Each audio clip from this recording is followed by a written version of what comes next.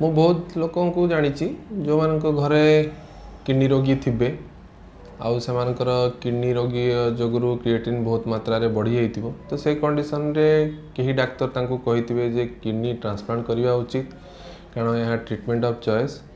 ଆଉ କେହି କେହି କହିଥିବେ ଯେ ତାଙ୍କୁ ଡାୟାଲିସିସ୍ ଷ୍ଟାର୍ଟ କରିଦେବା ଦରକାର। ତ ଏଇ ଯେଉଁ ଡାୟାଲିସିସ୍ ଆଉ ଟ୍ରାନ୍ସପ୍ଲାଣ୍ଟ ମଧ୍ୟରୁ କେଉଁଟା ଭଲ କ'ଣ ଆପଣ ଜାଣିଛନ୍ତି?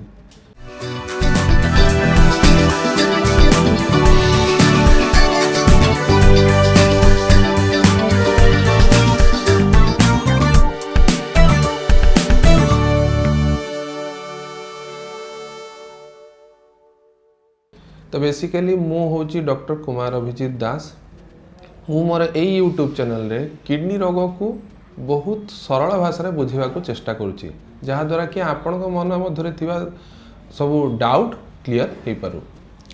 तो बेसिकली प्रथम आम जानिबा जे कौन पाई ट्रांसप्लांट बा डायलिसिस दरकार।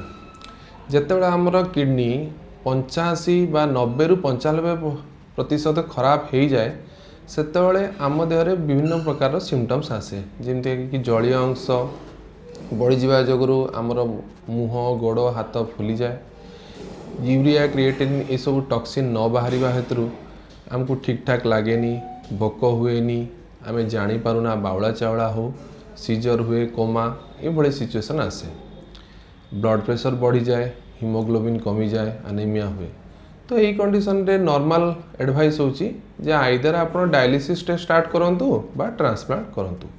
तो एबे जानिबा जे डायलिसिस कोन आ ट्रांसप्लांट कोन। तो जेतले किडनी फेल्योर हुए ब्लड को सफा करिया पई डायलिसिस दरकार पड़े। एथिरे कोन हुए ना आपण को हॉस्पिटल को जीवा को पड़े, मेसीन माध्यम रे आपण को ब्लड को काढ़ी की मेसीन रे सफा करी की पुनी सफा ब्लड को आपण को बॉडी मध्य को प्रवेश करे दिया हुए।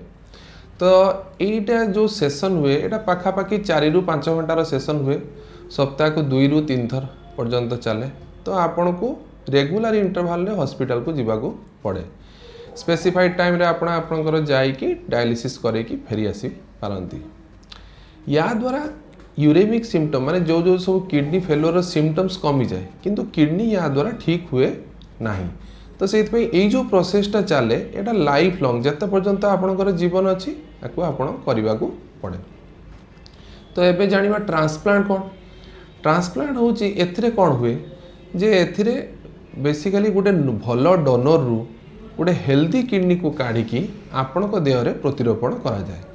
तो यार प्रतिरोपण करने द्वारा से हेल्दी किडनी जिते यूरिन प्रोडक्शन करे सी आपणकर पुराना किडनी रो समस्त काम नहीं निए।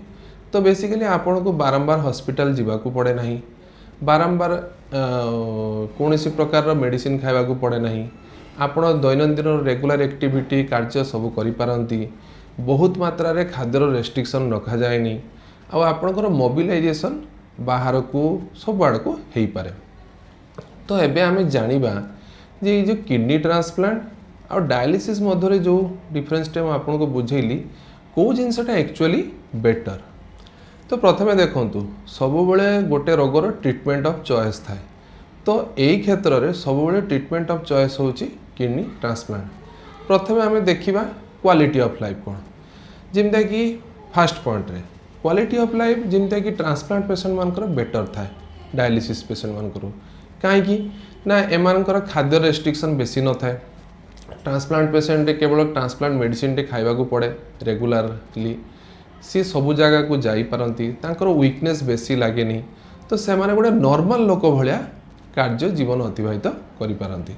किंतु डायलिसिस पेशेंट मान को बारंबार हॉस्पिटल को जीवा को पड़े, डायलिसिस करबा को पड़े। डायलिसिस करबा समय तांकर बहुत वीकनेस रहे। तो से माने किछि दिन नॉर्मल का रोहुतले मध्य अन्य दिन मानकर से मानको वीकनेस रहे।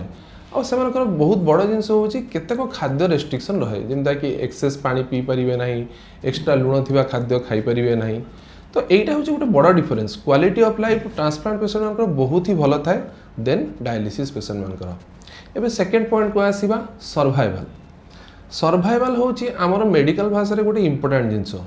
कारण आपण जदि ट्रांसप्लांट करूचंती 5 वर्ष बा 10 वर्ष पर्यंत 100टी ट्रांसप्लांट पेशेंट रो अति सर्वाइवल आराम से 80 रु 90% माने 100 ରୁ 90 भागरू अधिक लोक बचिक रहिबे किंतु डायलिसिस रे सर्वाइवलटा बहुत ही कम 5 वर्ष मध्य को सर्वाइवल पाखापाखि 30 ରୁ 40% हो जाए तो ये आप जानीपे जे ट्रांसप्लांट ए क्षेत्र में गोटे important treatment of choice than dialysis.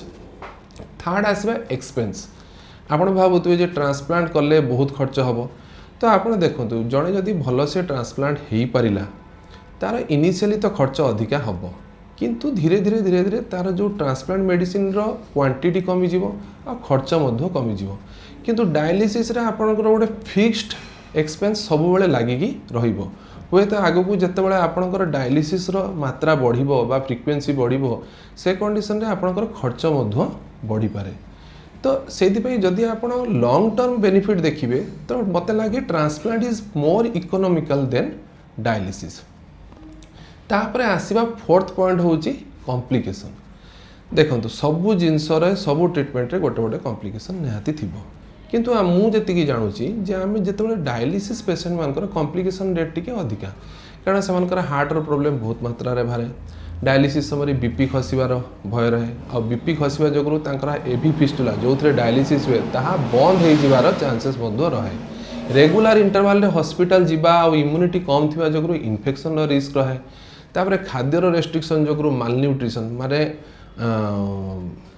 पोषणहरता एगुड़ा सब जिनस देखा जाए किंतु ट्रांसप्लांट से तुलन में कॉम्प्लिकेशन रेट टी कम जदियो तांको जीवन सारा ट्रांसप्लांट मेडिसिन खाइबा को पड़े स्टिल जो समय आपणकर ट्रांसप्लांट ऑपरेशन में से समय किसी कॉम्प्लिकेशन हो पारे बा परे रिजेक्शन रिस्क रही पारे बा इन्फेक्शन रिस्क रही पारे तो ओवरऑल आम जो 4-5 पॉइंट रे डिस्कशन कलु तो आप जानी पारुथिबे सबु बेले ट्रांसप्लांट होची बेटर देन डायलिसिस। तो बेसिकली कौन हम जदि आपण सुस्थ अच्छा आपणकर हार्ट भल अच्छी आपण गोटे किडनी रोग रेगुलर इंटरवल रे डायलिसिस करूचंती तो से कंडीशन जदि आपण पाखे गोटे भल डोनरटे अच्छी भल किडनीटे अच्छी आपण देहरे कौन प्रकार इन्फेक्शन बा कैंसर नाही से कंडीशन रे ट्रांसप्लांट करबा मो मतरे बेटर देन डायलिसिस। हाँ जदि आपणकर हार्ट प्रॉब्लम बहुत आगु को बढ़ी जाइए आपणकर मालन्यूट्रिशन अच्छी इन्फेक्शन बा कैंसर होची से कंडीशन में मो मतरे आपण डायलिसिस कंटिन्यू करबा कथा। ये वीडियोटी प्रस्तुत करार यह कारण जे आपण माने ट्रांसप्लांट और डायलिसिस भितर सचेतन तो हुंतु कौ जगह कौ ट्रिटमेंट दरकार आप निजे जानतु लाइक करंतु शेयर करंतु और सब्सक्राइब करंतु।